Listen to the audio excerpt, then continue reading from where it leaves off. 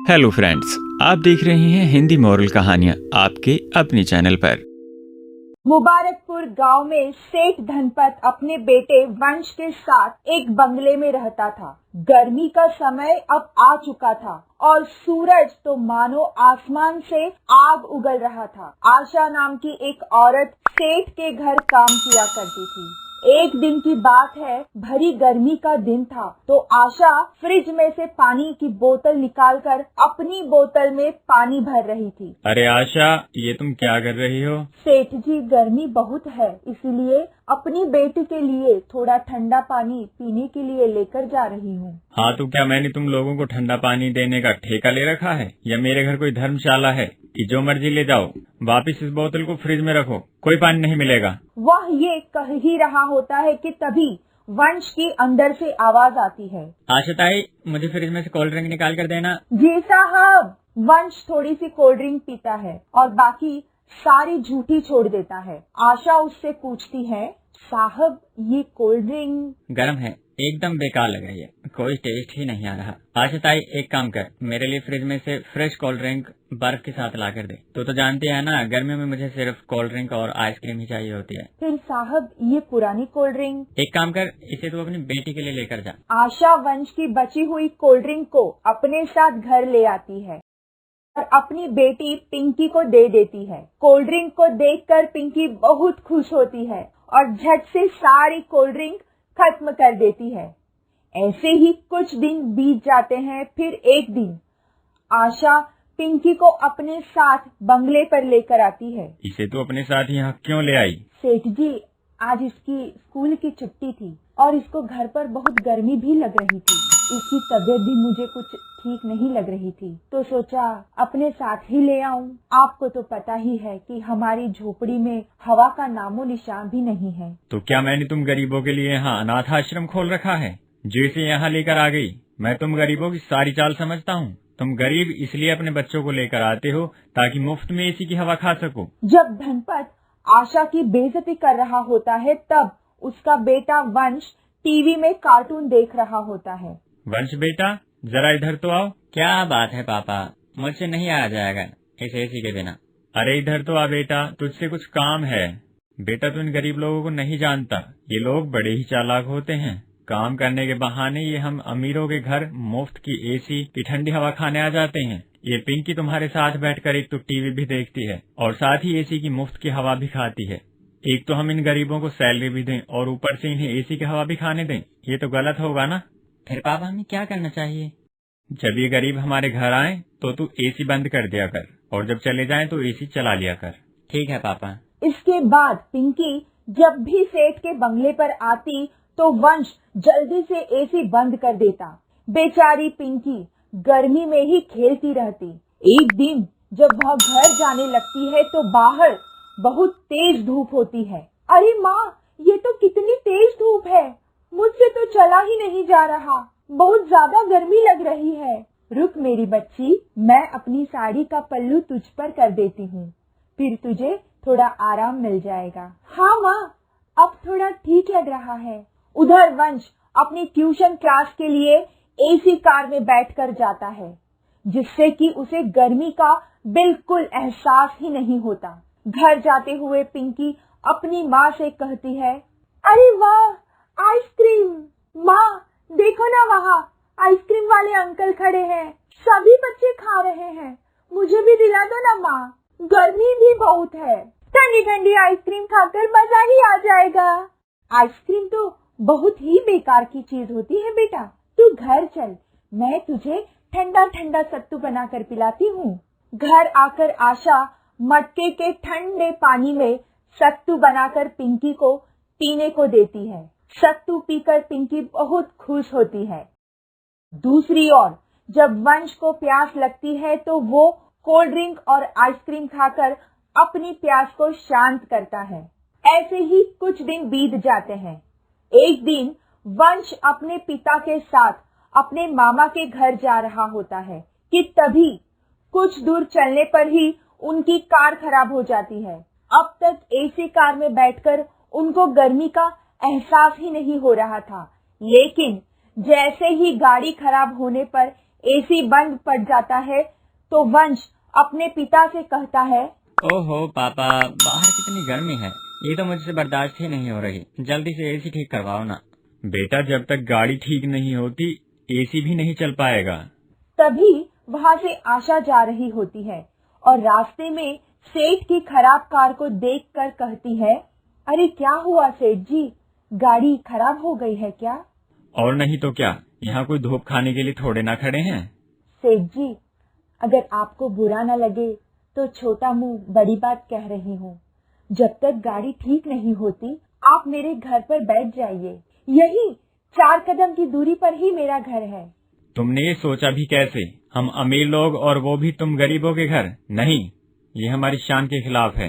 पापा आपको नहीं जाना है तो मत जाइए, लेकिन मुझसे तो ये गर्मी बर्दाश्त नहीं हो रही है, इसलिए मैं तब तक आशा ताई के घर पर ही बैठूंगा, जब आपकी कार ठीक हो जाए तब मुझे बुला लेना। वंश आशा के साथ उसके घर चला जाता है। वहाँ आशा उसके लिए मटके के ठंडे पानी में सत्तू बनाकर लेकर आती है, जो पीने में बहुत अच्छा होता है। अरे वाह, ये तो बहुत ही स्वादिष्ट ठंडाई है, ऐसी चीज तो मैंने आज तक नहीं पी। यहाँ तक कि मेरी कोल्ड ड्रिंक और महंगे जूस में भी स्वाद नहीं होता। वैसे इस ठंडाई का नाम क्या है? वंश भैया, इसे ठंडाई कहते हैं, जो कि मटके के पानी में बनी हुई होती है। वह सब बातें कर ही रहे होते हैं कि तभी वहाँ सेठ धनपत के ड्राइवर आ जाता है और वंश को चलने के लिए कहता है। वंश और धनपत अपने मामा के घर डिनर करके शाम को अपने घर लौटते हैं। रात को सोते वक्त अचानक वंश के पेट में दर्द शुरू हो जाता है। पापा पापा, मेरे पेट में बहुत दर्द हो रहा है। धनपत जल्दी से वंश को लेकर बड़े से हॉस्पिटल में जाता है। डॉक्टर साहब, आखिर क्या हुआ है मेरे बेटे को? उसके पेट में ये अचानक दर्द क्यों उठने लगा? देखिए, उसके पेट में इन्फेक्शन हो गया है, इसको आप केवल ठंडी चीज ही खाने को दें, लेकिन हाँ ध्यान रहे वो फ्रिज की बिल्कुल ना हो। पर बिना फ्रिज के मैं इसे ठंडी चीज कैसे दूं? घर आकर सेठ धनपत परेशान होकर बैठ जाता है। उसे समझ नहीं आ रहा था कि वंश को वो ऐसा क्या दे जो फ्रिज में भी ना रखा हो लेकिन ठंडा भी हो।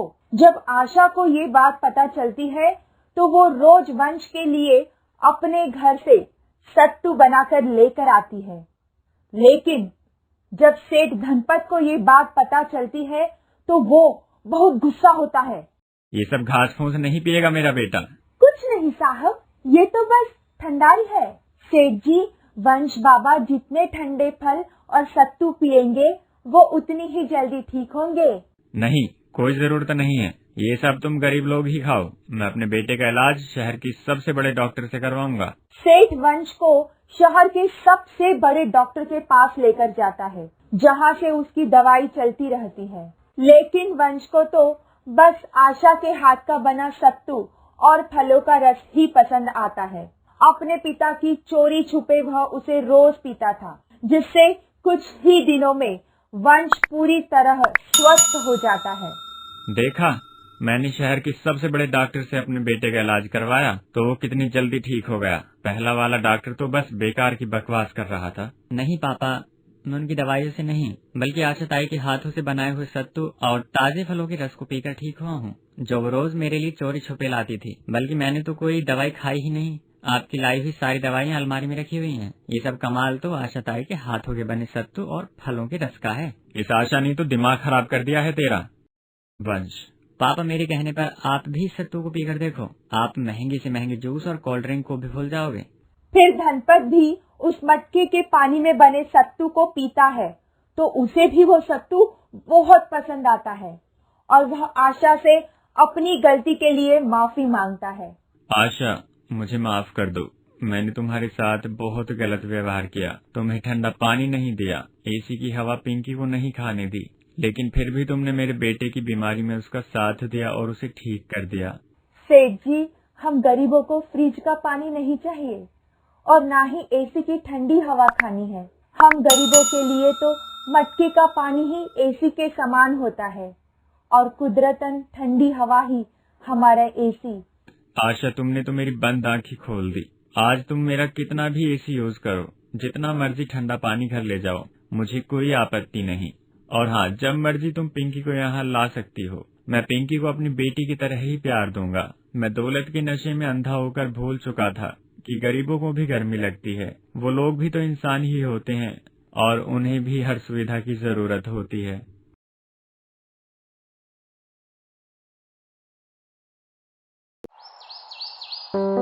हाय, देखो तो ये महारानी अभी तक बिस्तर पर पड़ी हुई है। सुबह के 7 बज रहे हैं और इस महारानी को तो सोने से ही फुर्सत नहीं।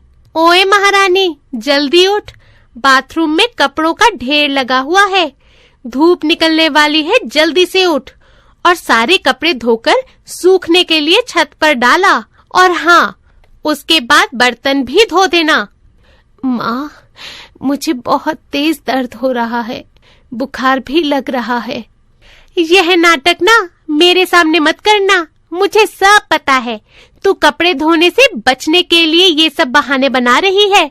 अगर तू 2 मिनट में उठकर बाथरूम में कपड़े धोने नहीं गई तो तेरी बहुत ठुकाई होगी। माँ, मैं कब से आपका वेट कर रही हूँ, जल्दी से मेरी चुटिया बना दो, मुझे स्कूल जाने के लिए देर हो रही है। आई मेरी बच्ची, अभी थोड़ा सा रुक, मैं तेरे लिए पहले गरम दूध लेकर आती हूँ। गरम दूध पीना बहुत अच्छा होता है, इससे दिमाग तेज होता है और पढ़ाई में मन लगता है। पूनम नीतू और रिया में इसलिए भेदभाव करती थी क्योंकि रिया पूनम की खुद की बेटी थी, जबकि नीतू सौतेली। लगभग 3 साल पहले उमेश ने पूनम से दूसरी शादी की थी। पहली पत्नी रजनी के गुजर जाने के बाद नीतू की देखभाल के लिए उमेश ने पूनम से दूसरी शादी की थी। उमेश शहर में काम करता था और पूनम दोनों बच्चों के साथ गांव में रहती थी। शादी के बाद पूनम ने नीतू पर अत्याचार करने शुरू कर दिए।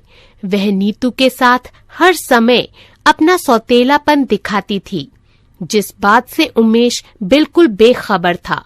और जब कभी वह गांव आता तब पूनम नीतू के साथ अपनापन दिखाने की कोशिश करती। मैं रिया को स्कूल छोड़ने जा रही हूँ, जब तक मैं आऊँ तब तक सारे कपड़े धोकर रखना, समझी? और खबरदार, जो तूने फिर कोई बहाना बनाने की कोशिश की। पूनम के जाने के बाद नीतू अपनी मरी हुई माँ की तस्वीर से बात करते हुए कहती है, माँ, तुम मुझे छोड़कर क्यों चली गई? तुम्हें पता है, नई सौतेली माँ मुझे बिल्कुल भी प्यार नहीं करती और मुझे बहुत मारती है। वो सारा दिन मुझसे घर का काम करवाती है। मेरे पास लौट आओ ना माँ। बुखार से तपी हुई नीतू घर का सारा काम करती है, लेकिन पूनम को उस पर बिल्कुल भी तरस नहीं आता। नीतू कपड़े धो रही होती है कि तभी उसके पापा उमेश आ जाता है। पूनम, पूनम, कहाँ हो तुम? अजी, आ गए आप? इस बार आप बिना बताए ही चले आए। तभी वह नीतू से कहती है, अरे नीतू, ये तो क्या कर रही है बेटा? मैं तुझसे कब से आराम करने के लिए कह रही हूँ, पर ये लड़की भी ना मेरी एक नहीं सुनती। तुझे थोड़ा बुखार है ना, जा तू अब जाकर आराम कर, मैं तेरे लिए खिचड़ी बनाकर लाती हूँ। मैं यह देखकर बहुत खुश हूँ कि तुम नीतू का बिल्कुल उसकी सगी माँ जैसा ध्यान रखती हो। जी, वो मेरी भी तो बेटी है और मैंने रिया और उसमें कभी कोई फर्क नहीं समझा। कुछ देर बाद वह नीतू के कमरे में जाती है और उससे कहती है, अगर तेरे बाप को जरा सा भी शक हुआ ना कि मैं तुझे स्कूल नहीं जाने देती या तुझसे घर के सारे काम लेती हूँ, तो देख लेना तेरी गर्दन काट दूंगी। और हाँ, ये ले कल की बासी रोटी, तू इसी लायक है, इसे खाकर ही सो जा। और अगर तेरा बाप पूछे तो बोल देना तूने खिचड़ी खा ली है। कुछ देर बाद उमेश पूनम से कहता है, पूनम, सुना है इस बार काफी ठंड पड़ने वाली है, इसलिए मैं नीतू और रिया के लिए गर्म कपड़े और तुम्हारे लिए ये गर्म शॉल लाया हूँ। नीतू, ये ले मेरी बच्ची, ये गर्म स्वेटर पहन ले, तुझे इसमें ठंड नहीं लगेगी। जैसे ही उमेश नीतू को वह स्वेटर पहनने के लिए देता है, वह उससे लिपटकर जोर जोर से रोने लगती है। अरे मेरी बच्ची, तू रो क्यों रही है? चल मैं तुझे डॉक्टर के पास ले चलता हूँ। वह तुझे अच्छी सी मीठी मीठी दवाई देंगे और तू बिल्कुल ठीक हो जाएगी। आप बहुत अच्छे हो, मेरे सबसे अच्छे पापा। अगले 4-5 दिन तक उमेश गांव में ही रहता है। इस कारण पूनम नीतू को कुछ नहीं कह पाती। 4-5 दिन तक नीतू बहुत खुश थी क्योंकि उसके पापा उसी के साथ रहते थे। उमेश 4-5 दिन तक वहीं रहता है। वह दोनों बच्चियों के साथ हंसना खेलना, खाना पीना, उनके साथ खूब समय बिताता है। अगले दिन जब नीतू सुबह नींद से जागती है तो पूनम से पूछती है, माँ, पापा कहाँ है? कहीं नजर नहीं आ रहे। जब तू आराम से सो रही थी ना महारानी, तभी तेरे पापा सुबह की बस से शहर चले गए। और हाँ, बहुत आराम कर लिया तूने। अब जल्दी से किचन में जा और बर्तन का ढेर जल्दी से धो दे। उसके बाद कपड़े भी इकट्ठे करके रखे हैं, बाथरूम में उन्हें भी धो देना। और अपने नए स्वेटर इधर दे, मेरी रिया पहनेगी। तू ये उसके कुछ पुराने स्वेटर हैं, इन्हें पहन लेना। नहीं, ये मेरे पापा ने मुझे दिए हैं। अच्छा, मुझसे जुबान लड़ाई की? आज तुझे मजा चखाऊंगी। बाहर कड़ाके की ठंड पड़ रही है, सारी रात बाहर खड़ा रखूंगी, और वो भी बिना स्वेटर के। सारा दिन घर के काम करवाने के बाद रात में पूनम नीतू को भरी ठंड में बिना स्वेटर के खड़ा कर देती है। माँ, ऐसा मत करो, आप मेरे सारे नए स्वेटर ले लो।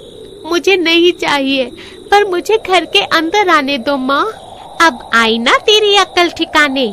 सुबह तो बड़ी हेकड़ी दिखा रही थी, लेकिन अब मैं तेरी एक बात नहीं सुनूंगी। आज तू सारी रात ठंड में बाहर ही खड़ी रहेगी। बाहर कड़ाके की ठंड थी, जिसमें नीतू ठंड से काफी ठिठुर रही थी। गांव में भी सभी अपने घरों के अंदर सो गए थे। तभी नीतू रोते हुए अपनी माँ को याद करती है और कहती है, माँ, तुम क्यों चली गई मुझे छोड़कर? देखो ना, आज सौतेली माँ ने मुझे इतनी ठंड में घर से बाहर खड़ा कर दिया। माँ, आ जाओ ना मेरे पास। उधर रिया अपनी माँ से कहती है, माँ, उसे अंदर बुला लो ना, बाहर बहुत ठंड है। पूनम, चुप कर, तुझे बड़ी दया आ रही है उस पर। ज्यादा हमदर्दी दिखाएगी ना तो तुझे भी उसके साथ खड़ा कर दूंगी।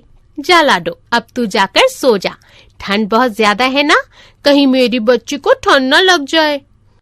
उधर स्वर्गलोक में नीतू की मरी हुई माँ रजनी यमराज के पास जाती है और उनसे कहती है, यमराज जी, कृपा करके मुझे कुछ देर के लिए धरती पर जाने दीजिए। मेरी बच्ची को मेरी जरूरत है, वो ठंड से ठिठुर रही है।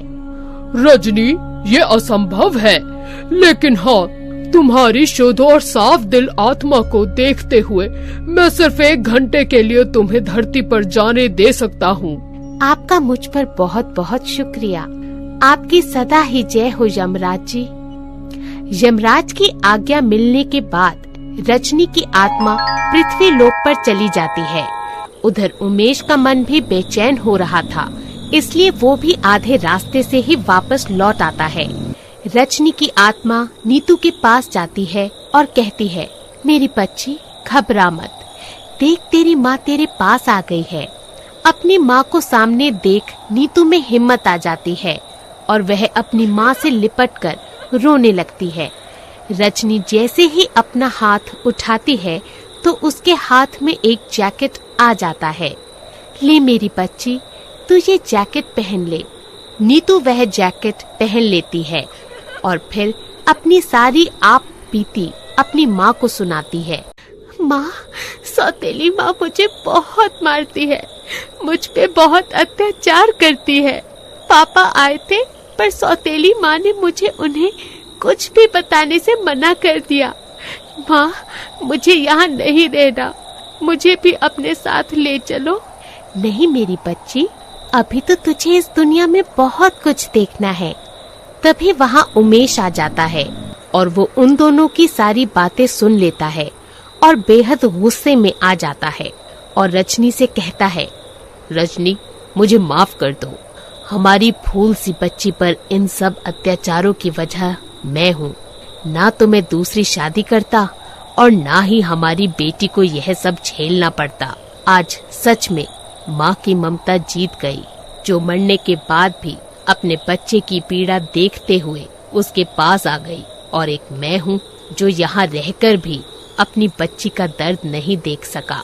मुझे माफ कर दो, अब मैं उस औरत को नहीं छोड़ूंगा। तभी वह घर के अंदर जाते हैं। अरे आप तो शहर चले गए थे ना, फिर वापस कैसे? शायद मेरी बच्ची के आंसुओं ने मुझे रोक लिया। अब मैं तुम्हें इस घर में एक पल के लिए भी नहीं रहने दूंगा। सब गांव वालों के सामने तुम्हें इस घर से और अपनी जिंदगी से बाहर निकाल फेंकूंगा। ऐसा मत कहो जी, मुझे माफ कर दो, मुझसे बहुत बड़ी गलती हो गई, मुझे माफ कर दीजिए, मैं आपके पांव पकड़ती हूँ। लेकिन उमेश पूनम की एक नहीं सुनता। उसने काम ही जो ऐसा किया था। अगर ठंड की वजह से कहीं बिन माँ की बच्ची को कुछ हो जाता तो? यह सोचकर उमेश उसे घर से बाहर निकाल देता है। उमेश, अब मुझे जाना होगा।